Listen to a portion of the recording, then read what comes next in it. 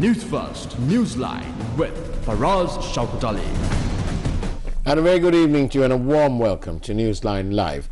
My guest this evening is a member of the FSP, the Frontline Socialist Party, and he's of course no stranger to our program, to our network, Mr. Kumar Gunaratnam. Very good evening to you, Kumar. Good evening to you as well. Now then, as the FSP, which is a small party, where will you align yourself with at a future any election, provincial, local, parliamentary? Where would you align your party with? Would it be with one of the SLFP offshoots, including the SLPP, or would it be with the SJB, or a host of other smaller parties? Where would your party align themselves via?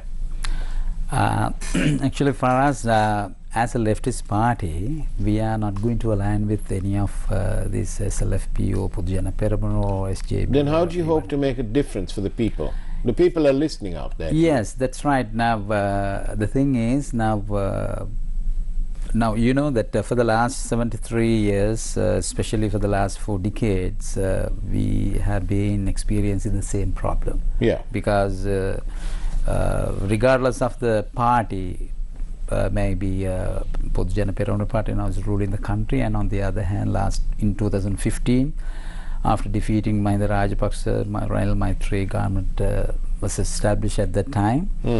But we have been experiencing the same problems in terms of economy, in terms of democracy and other social conflicts, and racism and nationalism and everything. Would it be fair to say that the Republic feel that your policies or your ideology is too far to the left of centre to make a real difference in the lives of the general well-being of the Republic? Yeah, Faraz. Now, yes, I accept that our long-term goal, long-term objective is socialism. But that's right. Even though there may be different opinions on that solution, but our long-term solution is that. But on the other hand, there are some mid-term and short-term solutions.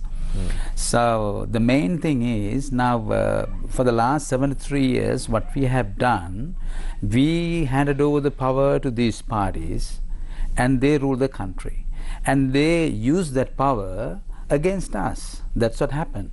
We have been experiencing for the last 73 years the same thing. So what we have to do is, now we have to practice this power. We have to practice that the people, the working class people and the general public should practice this power. How do we do that? That is our short-term objective. Actually, we have to build up a kind of people's power outside the parliament, outside the system. Because for this last sorry to butt in, but yes, how will you do that? Yes, for an example, we take the agricultural sector, the paddy cultivation and the consumers and all in a. So this is one of 3 main points that your party will sort of promote. Yes. To uplift the economy. Yes. Actually, now the first thing is, now as I explained, that now for example, we take the agricultural sector. So all the farmers, regardless of their party, sometimes they may vote political party doesn't matter. They vote for Pudjana Peramunu, SJB or JVP or any other party. I mean, leaks are leaks. Yes, but carrots are carrots. Yes, they have to come for a common program, a common platform for the fertilizers, or they avoid being exploited from the companies or the multinational companies or anything. So you have to come for a program.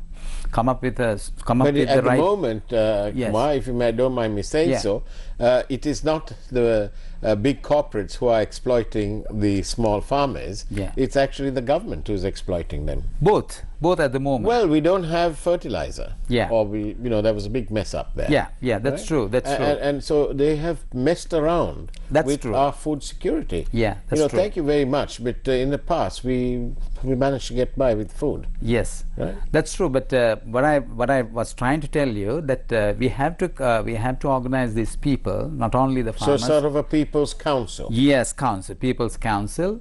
It's in the national level and district levels and in a village level as well. Right. That we can call it at Govijana Sabha, the peasants' councils. In workers' areas, you can build up workers' councils or something like that. So you have to come up with a program, common slogans, regardless of your party or who you are voting, doesn't matter. But you come up with a common program, and the intellectuals, especially the intellectuals, because most of the intellectuals, the academics, the professionals, in the last election they expected a lot from Gotabaya Rajapaksa. Yeah. And sometimes they expected a lot from some of the ministers. Yeah. Because the Viat Maga and everybody, they have a lot of a number There were gilded hopes. Yes, gilded hopes, and finally what happened, they expect something from one individual.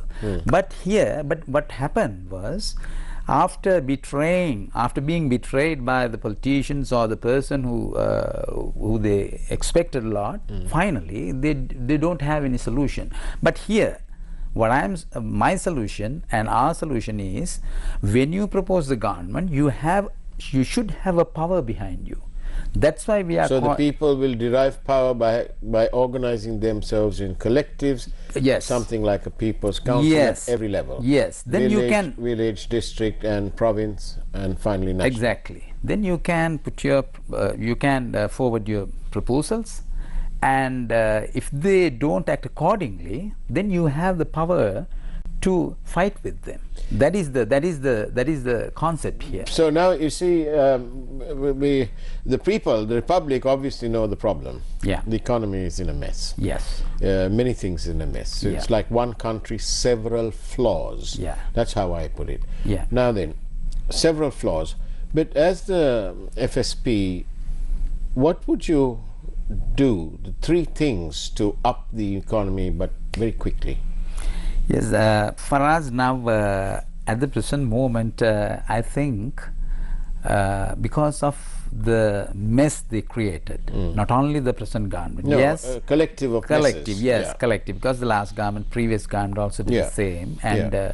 you know that after 100 days, we experienced the bond scam and everything. The same thing happened in this government as well. Yeah. And therefore, for FLSP, we don't have quick solutions. Actually, we don't have quick solutions, and you know that there is a dollar crisis at the moment. We don't have enough reserves, and it has been depleted for nearly now below $1.5 billion, something like that. So we don't. So even though they talked about the national economy, we know that very clearly that they didn't have enough money to import fertilizers. That's the bottom line. That is the bottom line. So that's the reason. Now we are heading towards a food crisis in the near future. At the moment we have, and on the other hand, you say that you have. Yeah.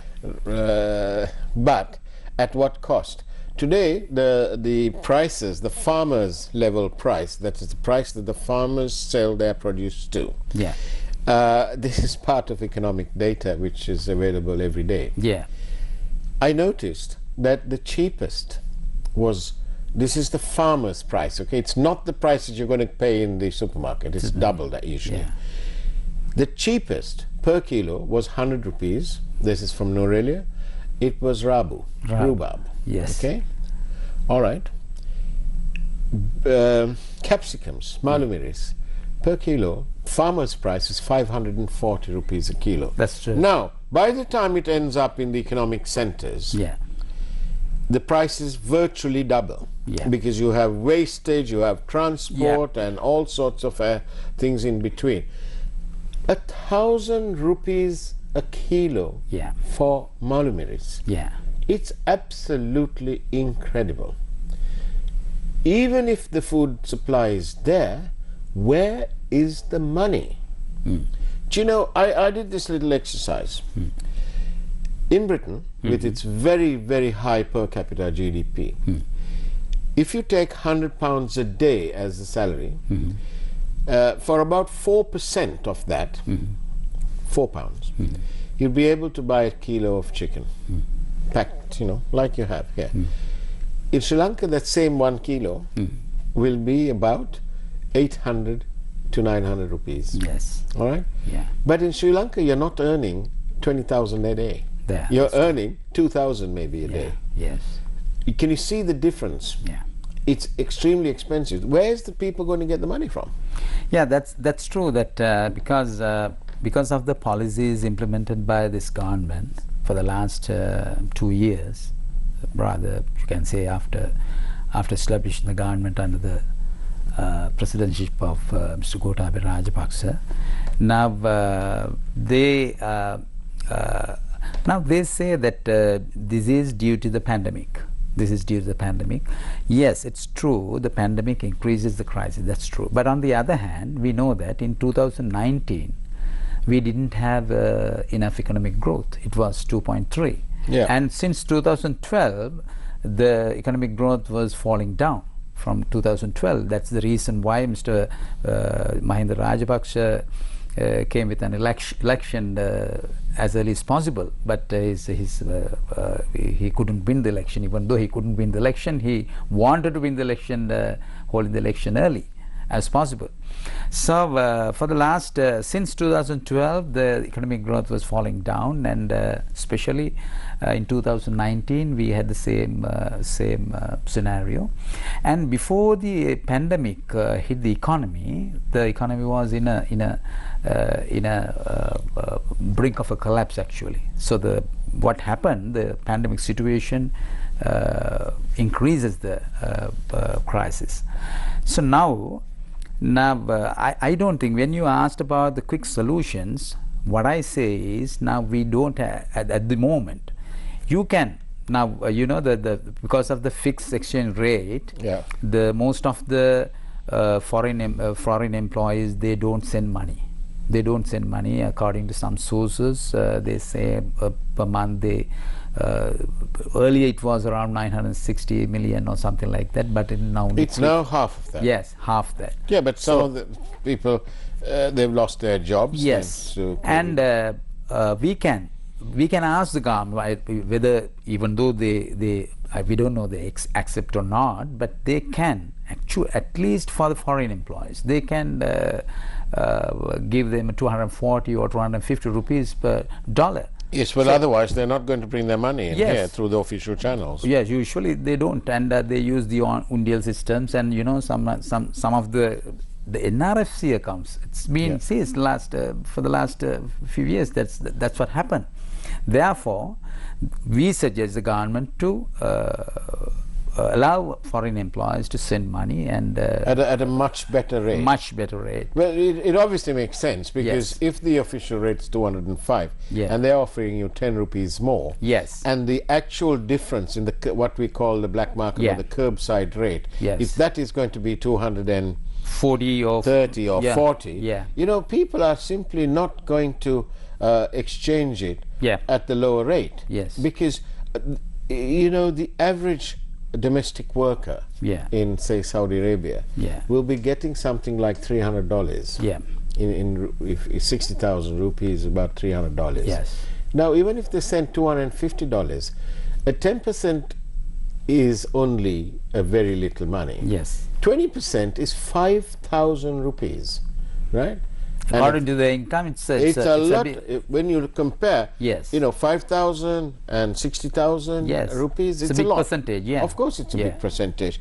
And a viewer is pointing out that if a whole chicken here, Yes. frozen, is being sold at 800 rupees, Yes. and our average salary, according to the current per capita GDP, is 60,000 or 2,000 rupees a day, Yeah. that it's about 40% apparently, Yeah. the difference. Yes. So there's no two words about it. Everything's expensive. Yeah. What would you all do? You know, I'm going to put up this other card on the screen now. You know, our economy has got, it's broken down into different activities, all right? And there are 48 activities. Yeah. So out of the 48 the economic activities, that means growing paddy, banking services, garment trade, Yeah. whatever, Yeah. agriculture, everything.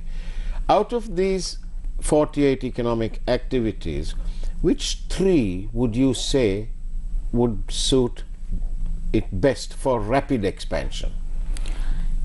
Yes, now the first thing is the food crisis at the moment. Yeah. Because the general public is facing a far deeper problem in that area. And we believe that because according to the sources, it says today news on television, they say that the paddy cultivation is going to decrease to 2 million. 2 Yeah. million, because usually the great season, the harvest is around. Well, the Maha Mahakanya. season is, Mahakanya, yes. is completely washed Yes. out and has been terribly affected. We'll come back to you Yeah. after this short break, in which we have a peek at this evening's headlines. We'll see you on the other side of the break.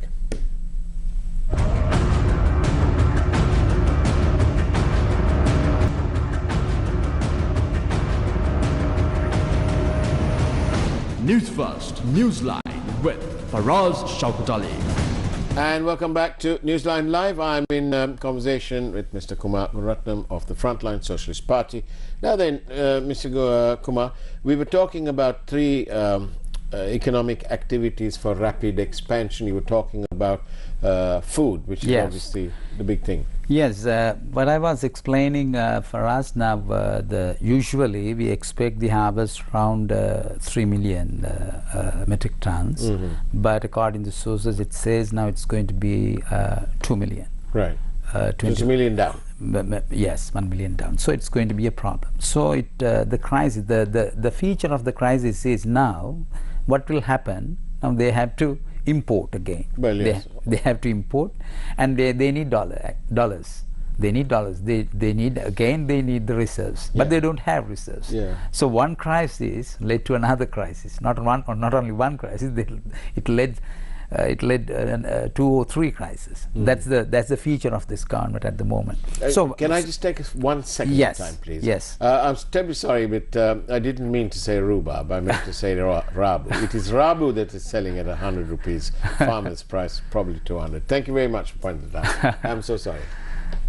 earlier you said rabu, but later on you I mixed up with yes, rhubarb. rhubarb. Who eats rhubarb apart from in nice puddings? Anyway. And now the food crisis is going to be a big issue, and the poultry farmers, and they say today morning they said that in March or in April, the next festival season is going to be a kilo of chicken going to be 1,000 to 1,200 rupees, and an egg is going to be around 40 to 45 rupees. That's the prediction. So we'll have to all become vegetarian. Yes. So it's good. Yes, and this is the first thing we have to look into. So therefore, the food crisis we have to deal with the food crisis.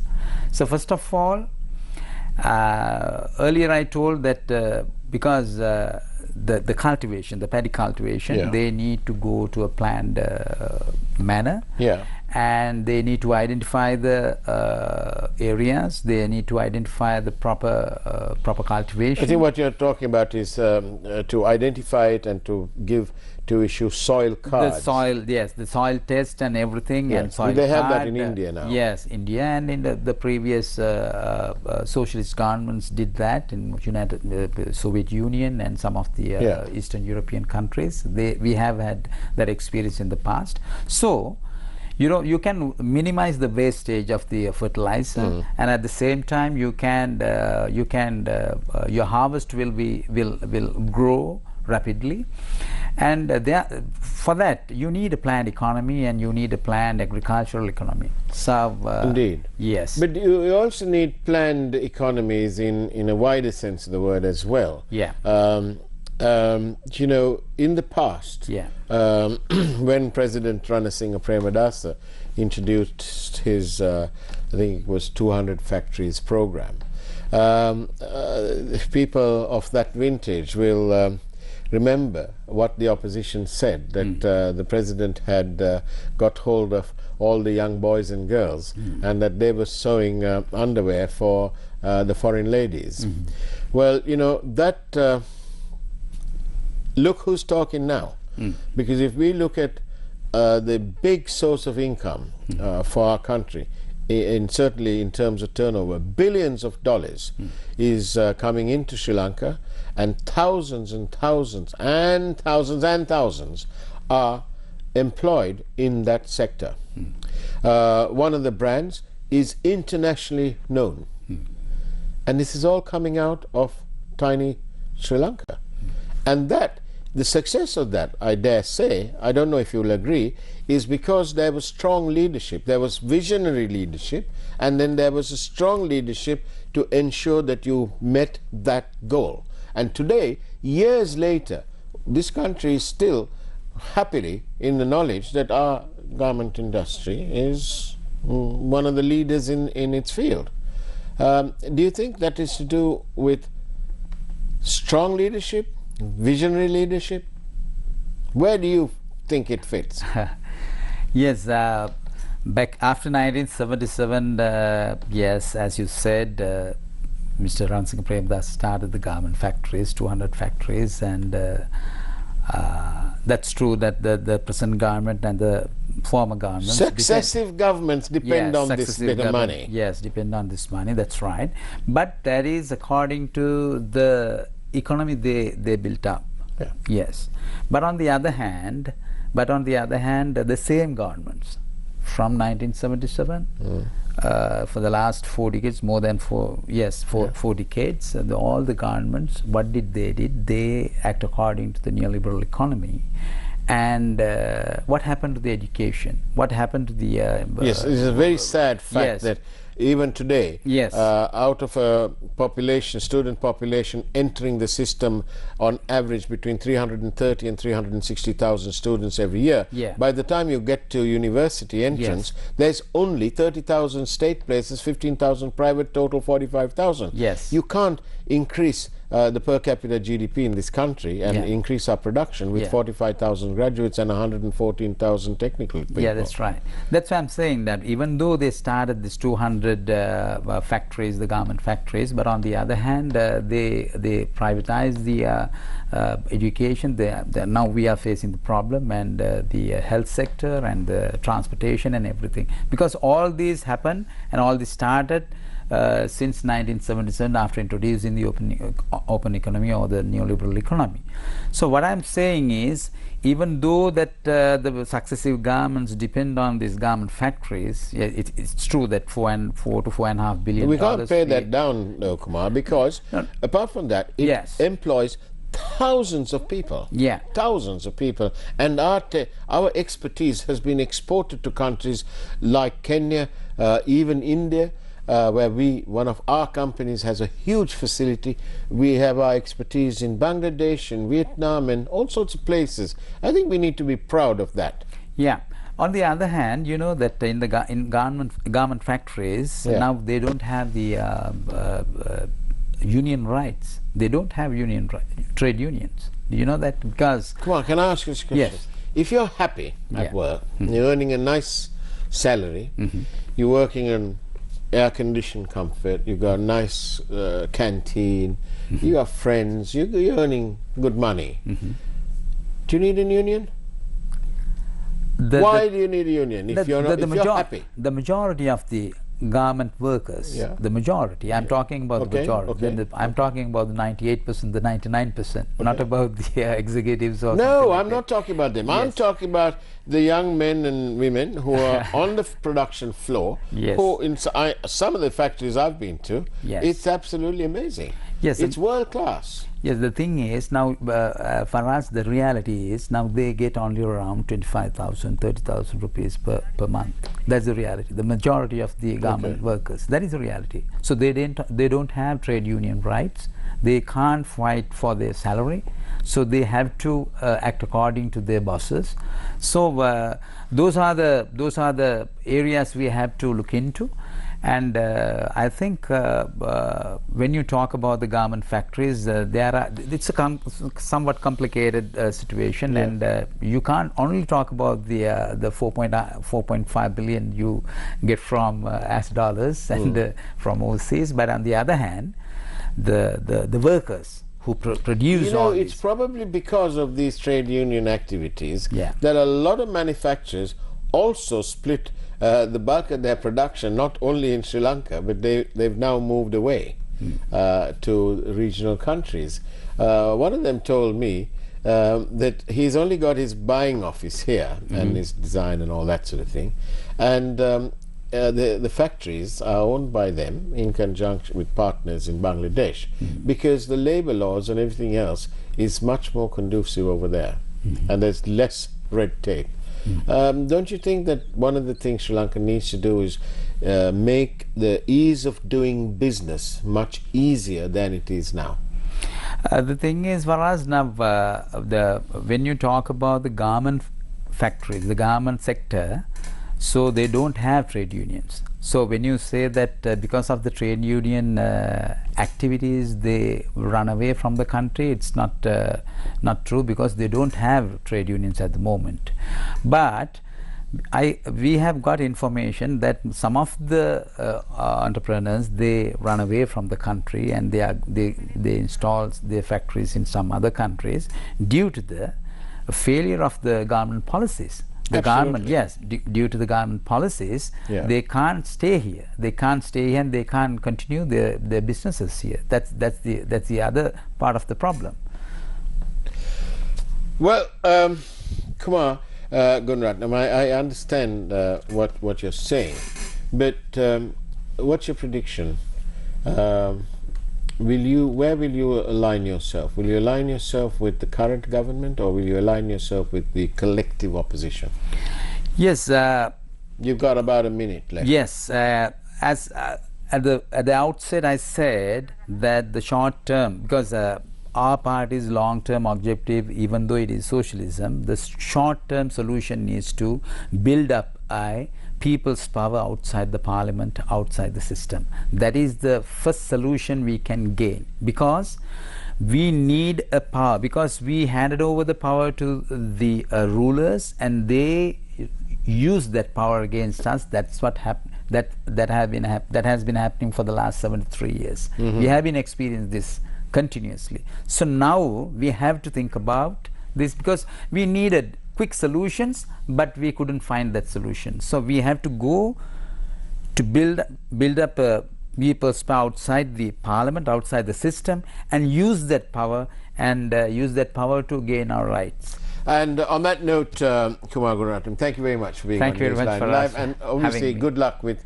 all the work you're doing and trying to do on behalf of the people of Sri Lanka. Thank you. Thank you. And that's the way it was on Newsline Live this evening.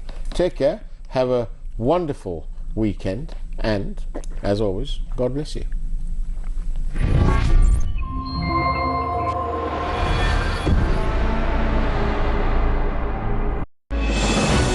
ගමට තැනක් දෙන ගමේ තැනක් නවීකරණයට දෙසැම්බර් 21 අඟහරුවාදා උදේ 8ට ගාල්ල හබරාතුව සෞඛ්‍ය වෛද්‍ය නිලධාරී කාර්යාලය තීන්ත ආලේප කිරීමට එක්වන්න අප සමග. The V-Force Youth Movement.